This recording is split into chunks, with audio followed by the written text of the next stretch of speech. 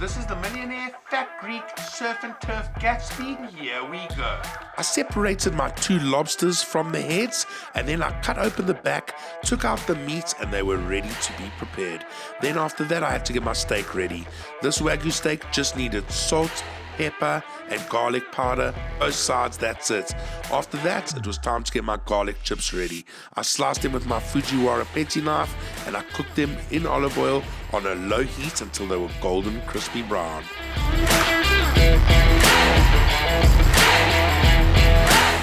Now it's time to fry my steak in the same garlic oil.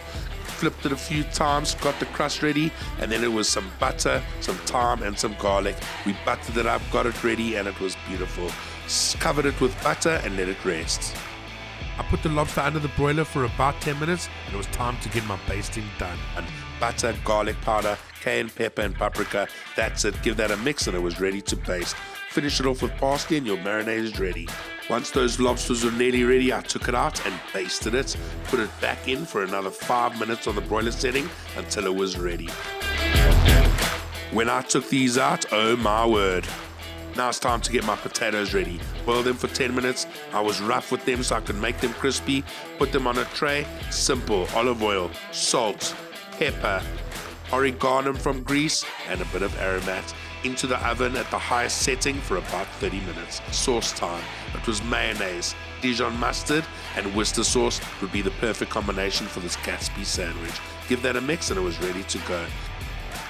Now it's time to cut my steak. So once cutting it, it was medium rare, just the way we wanted it, and then I covered it with cured egg yolk.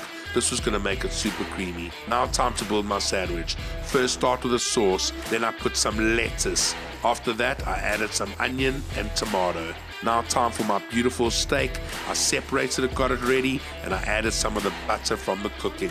After that, it was time for the garlic chips, followed by some 2 lobsters that were smelling amazing, and then we put the chorizo on.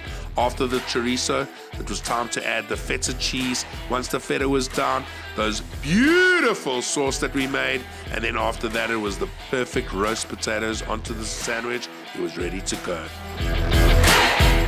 This is the millionaire fat Greek Surf and Turf Gatsby. Cheers, everybody. My friends, out of all the videos we've done, this is the tastiest meal I have made. By far, we have hit gold. Guys, you must try this at home. Let us know how it turns out. And keep on cooking, beautiful people.